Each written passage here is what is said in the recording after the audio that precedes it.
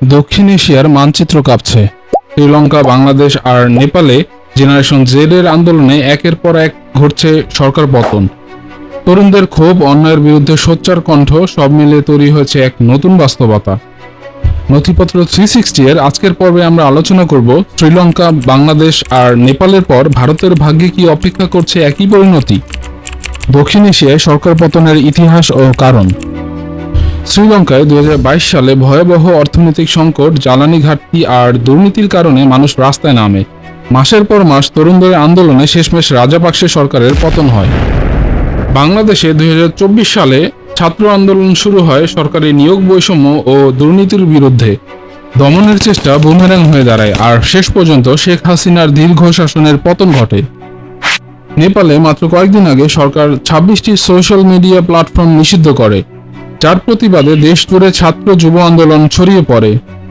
সংঘর্ষে ডজনখানিক প্রাণহানি ঘটে এবং চাপে পড়ে প্রধানমন্ত্রী কেপি শর্মা ওলি পদত্যাগ করেন। কিন্তু প্রশ্ন একটাই, এবার কি তাহলে ভারতের পালা? বিশ্বের দ্রুত বর্ধনশীল অর্থনীতির দেশ হলেও ভারতের ভেতরে লুকিয়ে আছে এক ভয়াবহ সত্য। কোটি কোটি তরুণ বেকার, ইউনিভার্সিটি থেকে পাশ করার পরেও চাকরি নেই। প্রতিযোগিতার বাজারে টিকে থাকা কঠিন, আর দুর্নীতির জালে আটকে যায় সাধারণ মানুষ। ভারত নিজেদেরকে সবচেয়ে বড় গণতন্ত্র বলে দাবি করে, কিন্তু বাস্তবে বিরোধী কণ্ঠস্বরকে চেপে ধরা হচ্ছে। সংবাদ মাধ্যম ক্রমশ ক্ষমতাসীনদের কণ্ঠে পরিণত হচ্ছে। ভোট আছে, কিন্তু আসলে কি জনগণের স্বাধীন মতামত প্রতিফলিত হচ্ছে? জেন জেড ডিজিটাল যুগের সন্তানরা ভারতের ভবিষ্যৎ নিয়ে বেশি হতাশ। শিক্ষা খাতে বৈষম্য, চাকরির অভাব, নারীদের নিরাপত্তাহীনতা আর ক্রমবর্ধমান সামাজিক বিভাজন তরুণদের ক্ষোভকে আরও তীব্র করে তুলেছে। এছাড়া দক্ষিণ এশিয়ার অনেক দেশের সঙ্গে ভারতের সম্পর্ক খারাপ হচ্ছে, বিশেষ করে বাংলাদেশ, পাকিস্তান ও চীন।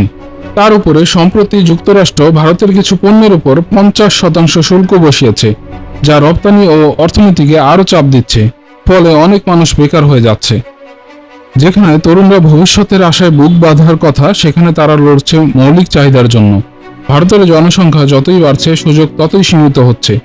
এই নানা সমস্যা একসময় বিস্ফোরণ ঘটাতে পারে। শ্রীলঙ্কা, বাংলাদেশ, নেপাল দেখিয়েছে যখন তরুণ প্রজন্ম জেগে ওঠে তখন ক্ষমতার আসন টিকিয়ে রাখা কঠিন।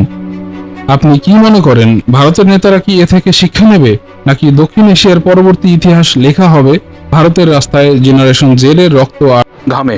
আপনার মতামত কমেন্টে জানান। এতক্ষণ নথিপত্র 360 এর সাথে থাকার জন্য ধন্যবাদ। ভিডিওটি ভালো লাগলে সাবস্ক্রাইব এবং বেল আইকন প্রেস করে আমাদের সাথে থাকুন।